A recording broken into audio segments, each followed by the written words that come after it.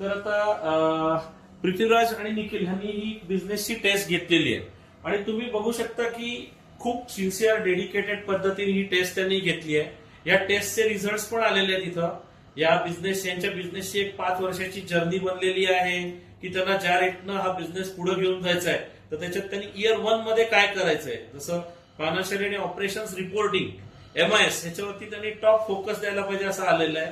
Rejections वरती control, business plan, cash flows analysis, year 2 मध्ये काही कस्टमर रिलेटेड गोष्टीवर फोकस द्यायचा आहे, इयर 3, इयर 4, इयर 5।